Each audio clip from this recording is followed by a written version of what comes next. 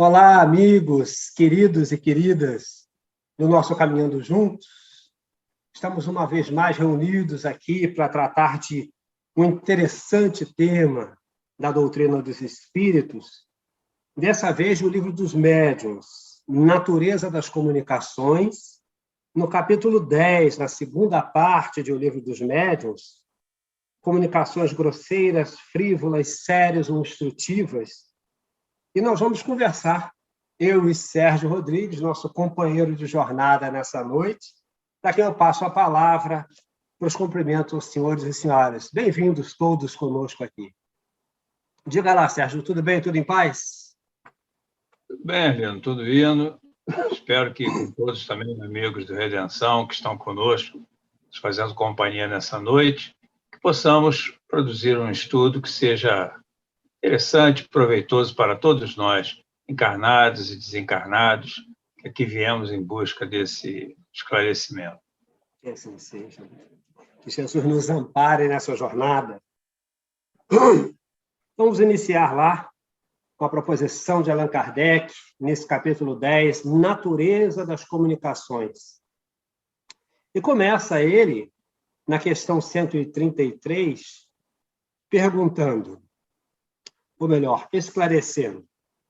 Dissemos que todo efeito que revela na sua causa um ato de vontade livre, por insignificante que este seja, denuncia através dele uma causa inteligente. Assim, um simples movimento da mesa que responde ao nosso pensamento ou apresenta um caráter intencional pode ser considerado como manifestação inteligente. Mas segue Kardec, que vai sempre fazendo as interessantes ponderações. Se acontecesse... Fala. Interrompendo, desculpa. Esse é um princípio que ele adotou desde o início, que ele começou os seus estudos, né? Todo efeito inteligente tem que ter uma causa inteligente, né? Então, por mais insignificante que seja esse efeito, se ele denuncia uma causa inteligente, como um simples movimento de mesa que responde a uma pergunta ou a um pensamento, detona que ali, atrás daquele movimento, impulsionando aquele movimento, há uma inteligência. É um movimento inteligente, e não pura e simplesmente um movimento material provocado pelo magnetismo, que ele já conhecia e que dominava também já há mais tempo, né? E até por isso que ele vai seguir dizendo, se acontecesse apenas isso, nosso interesse, no caso, seria bem reduzido. Não obstante, já teríamos uma prova de que nesses fenômenos há mais do que simples ação material. Então, é interessante que esse caminhar, e você tomou bem já na primeira fala, que é isso, né? Kardec o tempo todo, com a metodologia que lhe é peculiar, vai trazendo passo a passo e sempre remontando ao que basilarmente ele já preparou, onde está fundamentada a questão, que é essa lógica de efeito inteligente, causa inteligente. Né? Então, é bem interessante. Exatamente. A utilidade prática que disso poderíamos tirar seria nula, ou pelo menos muito restrita. Mas tudo se modifica quando essa inteligência se desenvolve, permitindo uma permuta regular e contínua das ideias. Então, esse é a riqueza do detalhe, né? Essa utilidade prática, ela seria nula se fosse tão restrita assim, né? Se fosse apenas isso. Mas tudo se modifica porque se observa que essa inteligência se desenvolve. Ela não apenas respondeu àquele ato naquele momento, mas na sequência das experimentações, as respostas foram evoluindo, mostrando um dado de inteligência avançando, de raciocínio mais elaborado ainda, né? Não se trata de uma inteligência eventual, pontual, né? Como a inteligência do animal, que se manifesta esporadicamente, né? Se trata de quando desenvolve uma ideia, uma linha de pensamento, demonstra ser uma inteligência de outra natureza, uma inteligência já mais completa, não mais uma inteligência esporádica, né? Uma inteligência momentânea. Os meios de que hoje dispomos permitem-nos obtê-las tão extensas, explícitas e rápidas como as que mantemos com os homens. Eu fiquei lembrando que tem um momento que agora me falha, mas que tem um momento em que ele faz essa observação de que essa não é uma lógica como aquela do experimento de Pavlov, né? Não é como você lidar com um animal que você produz atos repetitivos e a resposta, então, é um automatismo não raciocinado. Não é o caso das experimentações com os espíritos que ele vai levando a cabo, né? O animal é uma inteligência quase que praticamente mecânica. Exato. Ele responde a atos que ele está sugestionado. Aqui, no caso, né, as manifestações, quando elas exprimem ideias, pensamentos, formulam verdadeiras teorias, trazem conhecimentos, demonstram uma inteligência de outra natureza, uma inteligência mais desenvolvida, mais adiantada. Exato. Sigamos lá. Se houvermos compreendido bem, segundo a escala espírita, que está no Livro dos Espíritos, no número 100, a infinita variedade dos espíritos no tocante à inteligência e à moralidade, facilmente conceberemos as diferenças existentes em suas comunicações. E isso é o dado, né? Esse é o dado interessante, que mostra essa diferença de graus de inteligência, de graus de moral, de níveis de moralidade que vão se explicitando nas respostas que vão sendo dadas, no tipo de raciocínio que é levado a efeito, e onde se identifica com muita clareza essa escala espírita que ele tem definida lá em O Livro dos Espíritos, na questão 100, né? Exato. Ele mostra que essas manifestações, elas não são idênticas, não são padronizadas. Elas variam conforme a fonte dessa inteligência. Qual é a fonte dessa inteligência? É o espírito, é o grau de desenvolvimento do espírito, como ele vai explicar aqui mais adiante. E como os espíritos são diferentes, essas manifestações também são diferentes e conforme o grau de evolução de cada um. Sempre referenciado ao próprio conhecimento que aquele já tem, né? Com os avanços que ele já tenha conquistado até ali. Exatamente. Elas devem refletir a elevação ou a inferioridade de suas ideias, seu saber ou sua ignorância, seus vícios e suas virtudes. Numa palavra, não devem assemelhar-se mais do que a dos homens, desde o selvagem até o europeu mais esclarecido. Todas as suas diferenças podem ser classificadas em 4 categorias principais. Segundo suas características decisivas, elas se apresentam grosseiras, frívolas, sérias e instrutivas, tais quais o nosso próprio comportamento humano no dia a dia, né? Essas manifestações inteligentes, elas são compatíveis, né? Proporcionais ao grau de desenvolvimento, como ele diz aqui, ao saber ou à inteligência, ou à ignorância do manifestante, aos vícios ou às virtudes que esse espírito traz. E como a variedade, né, da natureza dos espíritos é tão imensa quanto a dos homens, do mesmo modo, há uma imensidão de tipos, de manifestações quanto às suas naturezas, né? Variando conforme cada espírito, assim como varia cada homem, né? Nós temos manifestações de homens inteligentes, de homens sábios, de homens ignorantes, de homens que portam ainda vícios, e por aí vai. o mesmo acontece com os espíritos, porque muitos pensam que, pelo fato de ser um espírito, já as manifestações já trazem um quê de sabedoria, né? Algo mais, algo superior em conhecimento que o ser humano, né, que está aqui na Terra. Quando não é. O espírito, ele, pelo fato de ele estar desencarnado, ele não acumula mais conhecimento que o espírito que está aqui encarnado, né? O conhecimento é o mesmo conforme o seu grau de aquisição, a sua evolução. Então, isso vem desmistificar também um pouco essa questão dessas pessoas que acham que, como vem do mundo espiritual, está sempre certo, não há o que questionar, é sempre mais inteligente que o pensamento humano. Exato. Aliás, a beleza do estudo da doutrina está exatamente nisso, né? Kardec nos possibilita bater de frente com essa clareza. Nenhum de nós dá um salto quântico de uma hora para outra. Arlindo, saindo daqui, desencarnando hoje, não vai se transformar em Einstein porque foi para a espiritualidade, né? Então, é bem interessante. 134. Comunicações grosseiras.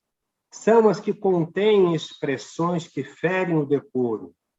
Só podem provir de espíritos de baixa classe, ainda manchados por todas as impurezas da matéria, em nada diferindo das que poderiam ser dadas por homens viciosos e grosseiros. Repugnam a toda pessoa que tenha um mínimo de sensibilidade, porque são, segundo o caráter dos espíritos, triviais, ignóbeis, obscenas, insolentes, arrogantes, malévolas e até mesmo ímpias, que é bem isso, né?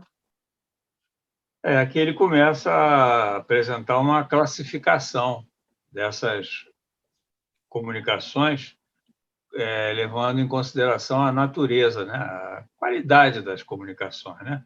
E o primeiro grupo que ele apresenta de comunicações são essas comunicações grosseiras, essas que apresentam expressões, como ele diz aqui, que ferem o decoro. E ele mostra, então, que manifestações dessa natureza somente podem provir de espíritos ainda inferiores, espíritos de baixa classe, espíritos ainda manchados por impurezas, que ainda não conseguiram se despojar de vícios, de imperfeições, e que nada difere, então, de determinados homens também, que são viciosos e são grosseiros.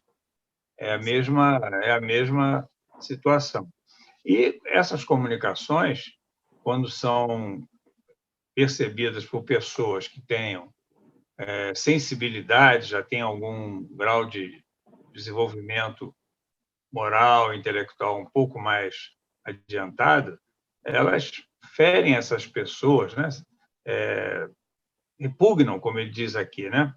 Porque demonstram que estão se tratando de espíritos de caráter obsceno, espíritos insolentes, malévolos, que não respeitam, né? Que não são desrespeitosos. Então, são essas comunicações grosseiras. E aqui na Terra, como nós temos, infelizmente, estamos num planeta ainda de condição inferior, né? A humanidade, essas comunicações grosseiras são muito frequentes, muito recorrentes. E por isso que, quando os centros, as equipes mediúnicas, precisam ter muita atenção, estudar muito, observar muito as comunicações, né? E o Livro dos Médiuns é um verdadeiro catálogo, né, de instruções, um roteiro para que nós possamos obter comunicações seguras, porque estaremos sempre sujeitos a esse tipo de comunicação, de espíritos tentando nos enganar, tentando apresentar como espíritos mais elevados, que já é uma outra categoria mais adiante, que nós vamos ver, e introduzindo esse tipo de comunicação tão inferior, tão grosseira. E aí a gente vai observando que A única maneira de estar atentos para isso é no uso dessa obra, né? No estudo dessa obra, que é a tese científica da doutrina espírita. É onde está a ciência espírita presente para dizer, olha, como é que se faz, como se vê, como se compreende, de que maneira se deve agir, como é que médiums e doutrinadores, como se costuma dizer, devem olhar esse panorama para exatamente não caírem nessas esparrelas, né? Porque todas essas figuras vão se apresentar. Agora, depende de quem olha, né? É porque essa obra não é resultado de uma criação de Allan Kardec, né? É fruto de um processo experimental. Ele, para chegar a essas conclusões aqui, ele ouviu muitos espíritos, através de médiuns variados, né? E fez o processo experimental que é comum a todas as ciências. Então, por isso que essa obra é o ponto alto da parte científica da doutrina, né? O Livro dos Médiuns é a essência científica da doutrina. Efetivo. Vamos lá, 135, comunicações frívolas. São as dos espíritos levianos, zombeteiros ou maliciosos, antes astuciosos do que maus, que não dão nenhuma importância ao que dizem.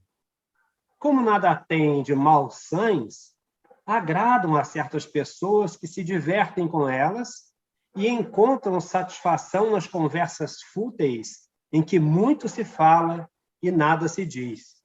Já aí começa a importância até do que você já comentou para a questão anterior, se nas atividades mediúnicas não se estiver atento, as pessoas até acabam achando graça, né, de situações que surjam assim, e aí se põe num perigo muito grande, porque a gente abre espaço para que esses companheiros que começam brincando se assenhorem de um espaço que é um espaço que é de seriedade, que é de importância, que é de retidão e tranquilidade, e pode desvirtuar toda uma atividade em função daquele sorrisinho, mesmo que seja o sorriso da intimidade. Achou engraçado, já é complicado numa situação como essa, né?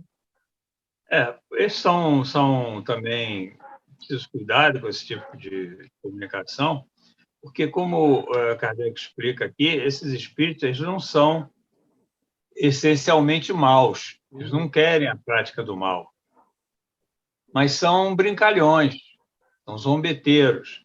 E, por isso, algumas pessoas relevam essa condição, né?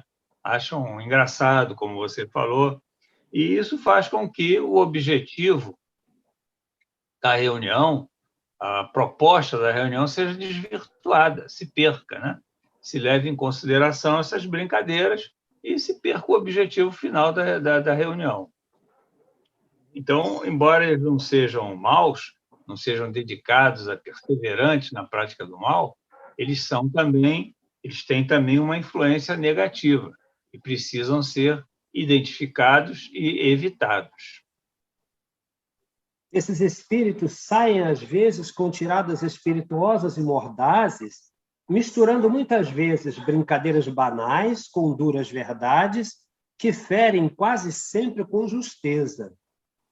São espíritos levianos que pululam ao nosso redor e aproveitam todas as ocasiões de se imiscuírem nas comunicações. Então, você vê que escolho, né? Que coisa, quão nefasta pode ser a presença ou descontrole sobre esses companheiros presentes a uma reunião, dentro dessa última frase, inclusive, são espíritos levianos que pululam ao nosso redor e aproveitam todas as ocasiões de se imiscuírem nas comunicações. Eles se divertem, né? Vamos dizer assim, o passatempo deles, né?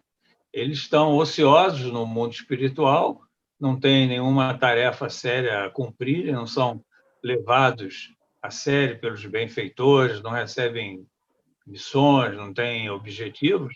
Então, eles se divertem dessa maneira, se apresentando nas reuniões, se apresentando no meio entre os homens e pregando determinadas peças, né, determinadas brincadeiras, passando-se, inclusive, por outras pessoas. Quer dizer, são espíritos mais levianos, mais brincalhões, como nós já dissemos, do que propriamente perseverantes no mal. Mas, de qualquer maneira, com presença muito negativa, né? Com uma participação muito negativa no nosso meio. É porque uma coisa que se observa no que se refere a reuniões mediúnicas é a presença desse espírito em muitas ocasiões, se não houver atenção e cuidado, a gente vai, no mínimo, impedindo que o trabalho sério seja feito, porque numa reunião de trabalho desobsessivo, por exemplo, o que se tem como meta é atender aos companheiros necessitados de fato, até para que companheiros também encarnados que têm seus nomes levados para tratamentos desse jaez possam se ver em situação mais confortável e tal, e se esses companheiros tomam espaço e a gente não tem atenção devida com isso, é o tempo que se perde, né? Em vez de se estar atendendo a um necessitado de fato, com a orientação, com o carinho e o afeto necessário, está se perdendo tempo com um brincalhão. Eles têm que estar atentos com isso para que o trabalho não se perca, né? Muitas das vezes, esses espíritos brincalhões, eles são utilizados pelo plano espiritual inferior, esse que quer realmente impedir a seriedade, o progresso das reuniões, né? Que as reuniões alcancem seus objetivos. Então, se utilizam desses espíritos, porque o espírito perseverante no mal, como nós vamos ver aqui mais adiante, né? Esses são logo, nós identificamos facilmente. Quando ele chega com comunicações grosseiras, com ideias inferiores, eles são logo identificados. Mas quando chega assim um espírito mais brincalhão, com piadinhas, com coisas aparentemente mais leve, né? Exatamente. Disfarçam, né? E são então utilizados por esses espíritos mais violentos, né? Que querem mesmo atrapalhar o desenvolvimento da reunião. Eles são utilizados com esse objetivo, porque, como você falou, é o tempo que se gasta inutilmente, tempo que se perde com comunicações sem nenhum objetivo, sem nenhuma finalidade prática. É por aí. A verdade é que o que menos os preocupa, a verdade é o que menos os preocupa, e por isso sentem um malicioso prazer em mistificar os que têm a fraqueza e, às vezes, a presunção de acreditar nas suas palavras. As pessoas que gostam dessa espécie de comunicações dão naturalmente acesso aos espíritos levianos e enganadores. Os espíritos sérios se afastam delas, como entre nós, os homens sérios, se afastam das reuniões de criaturas irresponsáveis.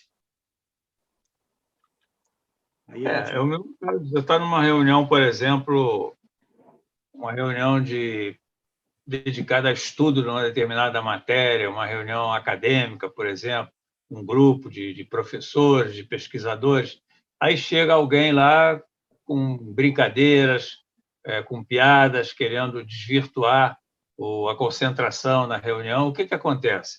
Aqueles que estão ali com uma proposta séria, com um objetivo de seriedade, eles se afastam. Eles não vão perder tempo em ficar numa reunião dessa natureza. E o mesmo acontece, então, com os espíritos. Os espíritos sérios não vão perder tempo com esses espíritos levianos, né? Eles vão se afastar deles e deixar que eles sigam o seu caminho, eles façam aí as suas brincadeiras, mas sem a presença deles, sem deixar que eles interfiram no trabalho espiritual sério, que tenha seriedade, né? E aí a gente aproveita para pensar o seguinte: é sempre a atenção que os encarnados precisam ter com relação a isso, né? Porque as pessoas têm uma coisa mítica ou mística de que, olha, tudo os benfeitores vão resolver. Não, tem coisas que precisam ser resolvidas por quem está ali, né?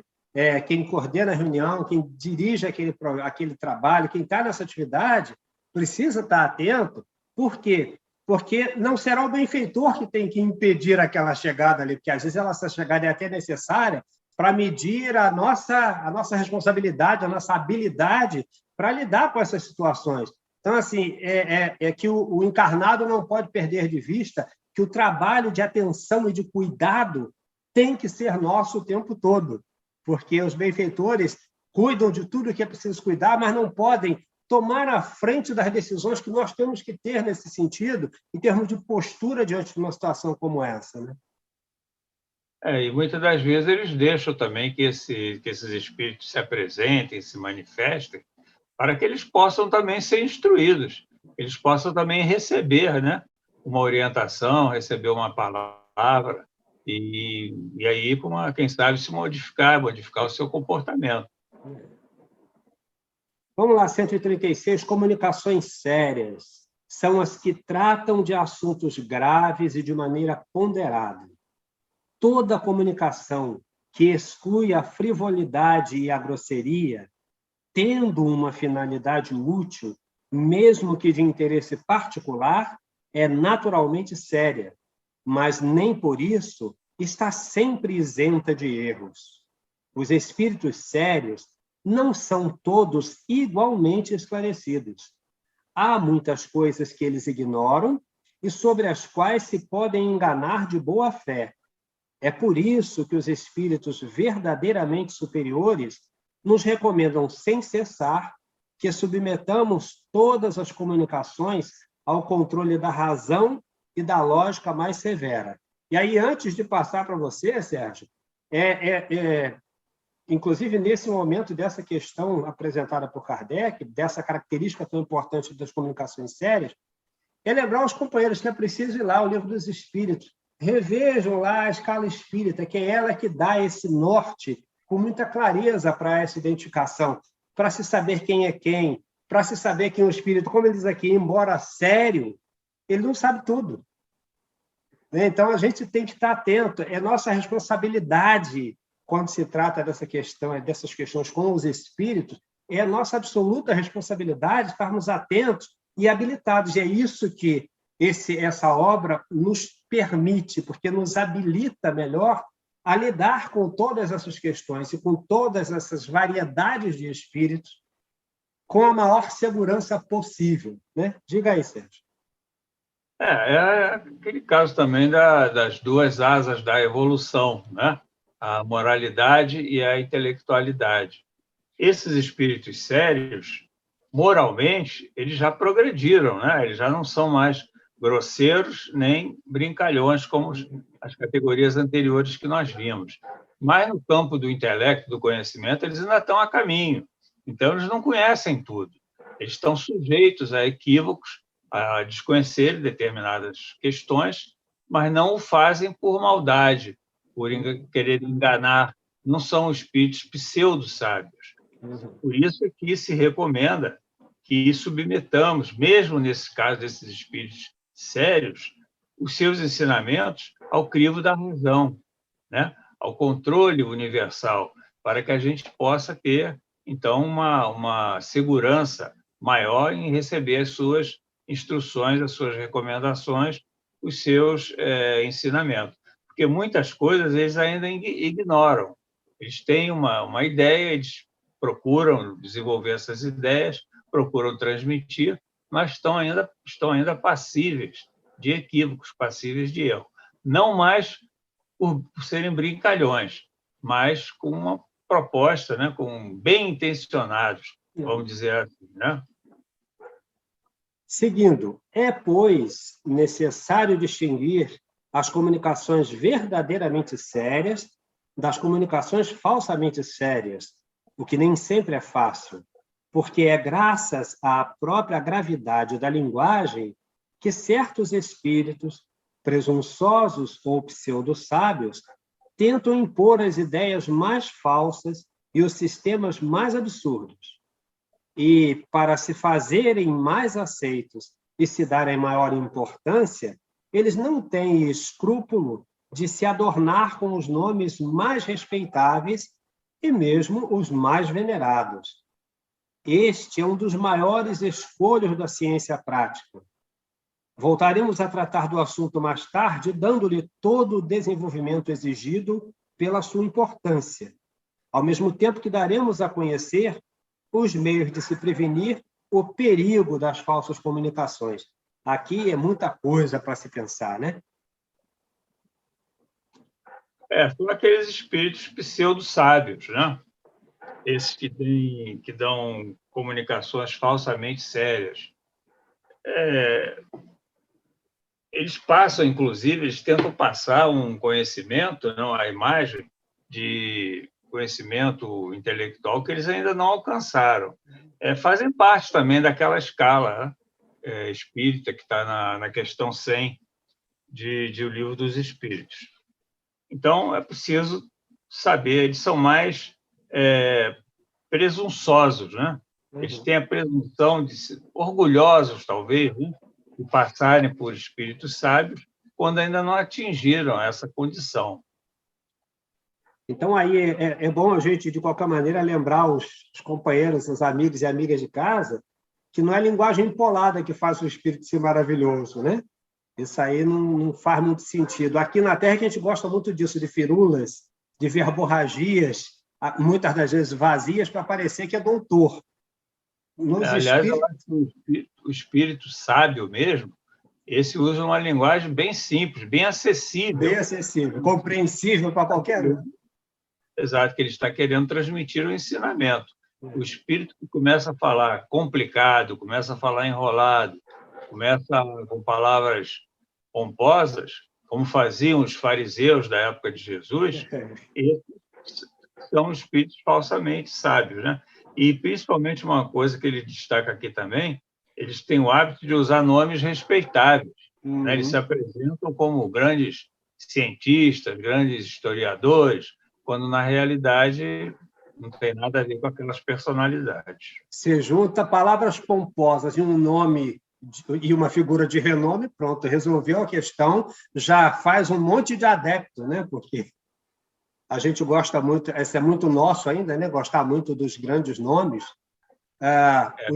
Os garotos lá a rapaziada dos Amigos da Luz é que tem muito esse negócio de fazer as brincadeiras com isso. Quem é o meu mentor? Minha mentora Benedita, Maria Benedita de Madureira. Inconforme. A gente quer gente de nível, né? Com alto nome e tal. É muito sério isso. Isso que é muito importante, né? Esse estudo do Livro dos Médiuns, né? Que é o que vai te dar a condição de você poder identificar tudo isso que nós estamos vendo aqui, né? Saber distinguir quem é quem, o que é o que. Senão, se você não tiver nenhum conhecimento disso, você fica solto aí, perdido e acredita em qualquer coisa. Exato. E aí uma situação que tem sido até muito recorrente no nosso meio, né? A gente tem visto aí obras mediúnicas com coisas realmente sem nenhum amparo doutrinário, né? Sem fundamento, né? Sem fundamento na doutrina. E que são aceitas, são festejadas como se fossem grandes obras. Por quê? Pela falta de conhecimento, de preparo de uma grande parte do movimento espírita, infelizmente. Né? Infelizmente, é verdade. 137, comunicações instrutivas. São as comunicações sérias que têm por finalidade principal algum ensinamento dado pelos espíritos sobre as ciências, a moral, a filosofia, etc. Sua maior ou menor profundidade dependem do grau de elevação e de desmaterialização do espírito. Para se obterem proveitos reais dessas comunicações, é necessário que elas sejam regulares e que sejam seguidas com perseverança. E é isso, né? Só pensar nisso já dá boas reflexões, né? Você vê como é que é difícil, né, essa questão, como é que ela é complexa. Porque mesmo nesse caso de comunicações instrutivas, Kardec apresenta aqui determinadas nuances, né? Você tem que observar para saber se a comunicação realmente é instrutiva. Verificar o grau de profundidade do ensinamento, o grau de elevação do espírito. Quer dizer, se o ensinamento é dado continuamente, perseverantemente. Quer dizer, a comunicação mediúnica é algo realmente bastante complexo que tem que estar bem preparado para poder se analisar. Senão, está sujeito a se deixar mistificar, se deixar levar por situações que podem criar embaraços no futuro, né? E a gente precisa, de alguma sorte, superar esse medo de observar, de olhar com atenção aquilo que os espíritos fazem ou dizem, né? Porque o Kardec dá exemplo disso. Tem um momento em que ele, recebendo lá aquela mensagem do espírito Georges, que não é qualquer um, ele lê a mensagem e olha, tem alguma coisa aqui, tem um equívoco. O Jorge é um cara bom, é um espírito X, mas ele aqui bobeou. Então, quer dizer, Kardec olha, independente de qual seja o nome, de quem seja o espírito, ele vai ver a mensagem e diz, olha, tem um problema aqui. E que problema será esse? Às vezes é a desmaterialização que o espírito ainda não tem plena e traz ainda o ranço das suas próprias vivências. É aquilo que a gente viu na questão até anterior, no item anterior. Às vezes, o espírito sério é sério, mas ainda não alcançou um nível X de entendimento, de conhecimento, para tratar dessa ou daquela questão com a profundidade necessária. E a gente tem partido da premissa de que o espírito falou, está falado. E isso vira um problema sério para nós, né? Para todos nós. Exatamente. Seguindo lá, os espíritos sérios se ligam aos que desejam instruir-se e perseveram, deixando aos espíritos levianos o cuidado de divertir os que só veem nas comunicações uma forma de distração passageira. É somente pela regularidade e a frequência dessas comunicações que podemos apreciar o valor moral e intelectual dos espíritos com os quais nos comunicamos, bem como com o grau de confiança que eles merecem. Se necessitamos de experiência para julgar os homens, demais ainda, talvez, necessitemos para julgar os espíritos. Diga lá, Sérgio. É bem mais complexo você avaliar uma comunicação de um espírito do que de uma pessoa, né, encarnada, né?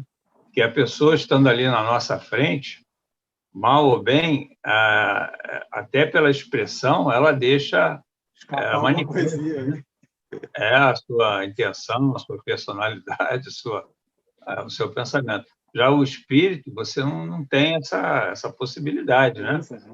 Então, você tem que analisar, avaliar o que ele diz realmente pelo conteúdo da comunicação, pelas palavras que ele usa, é a única maneira. E, para isso, você tem que estar preparado realmente, né? Para poder fazer essa avaliação. Senão, você acaba caindo nessa conversa aí desses espíritos pseudo-sábios, brincalhões, zombeteiros. É isso.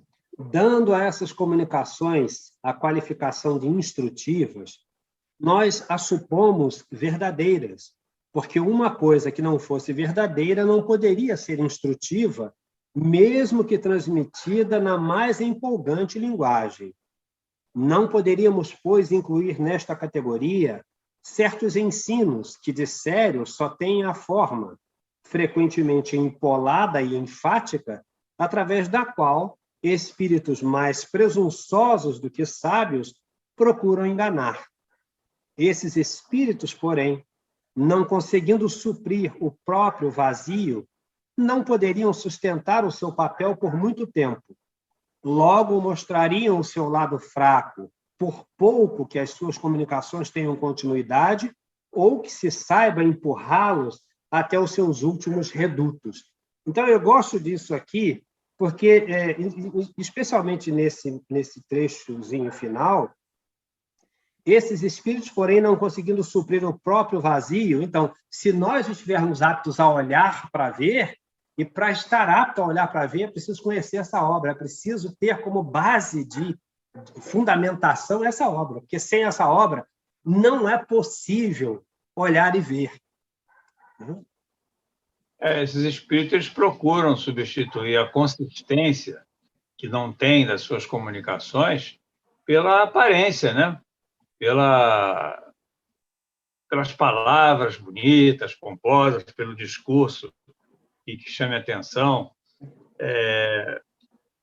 Quando ele diz aqui, não conseguindo suprir o próprio vazio, não poderiam sustentar o seu papel por muito tempo. Mas eles acabam se revelando realmente a fragilidade do seu conhecimento, né? Ou a falta de.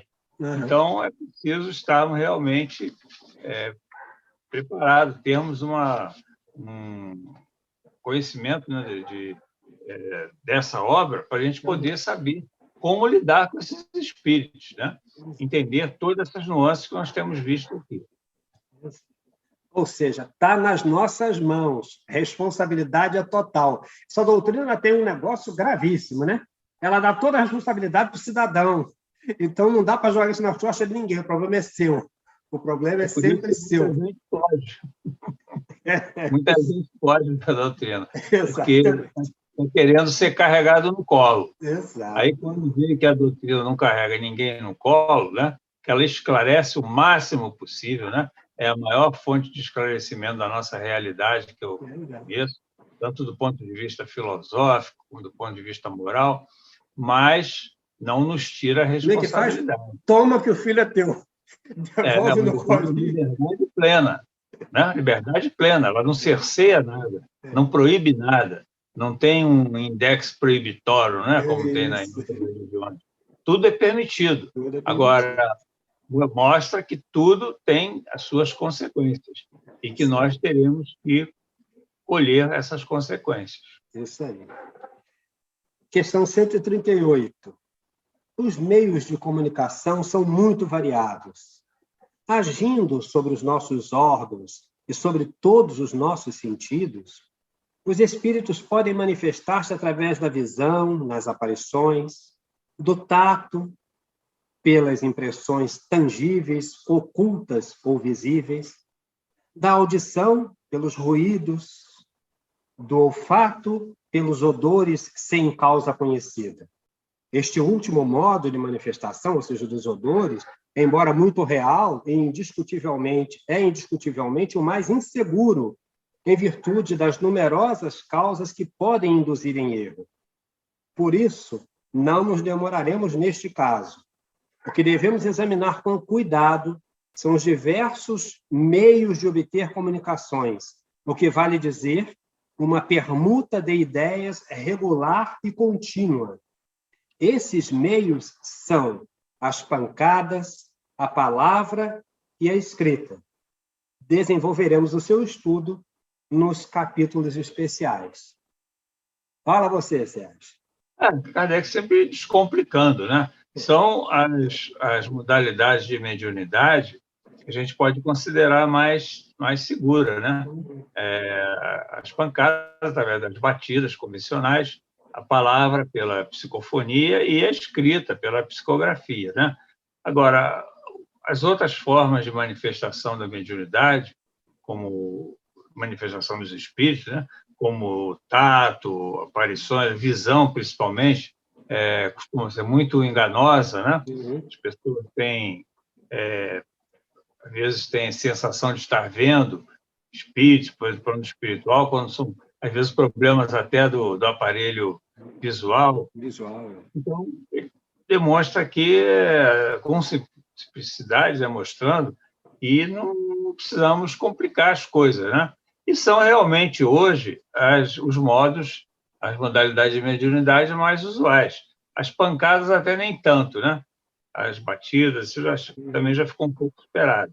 Mas a psicofonia e a psicografia são os modos mais diretos, mais acessíveis, mais fáceis de serem, de possibilitarem as comunicações dos espíritos. E até de se ter um maior controle, na realidade, né? E até de se ter um maior controle, mais observáveis quando se quer controlar isso, né, de alguma maneira.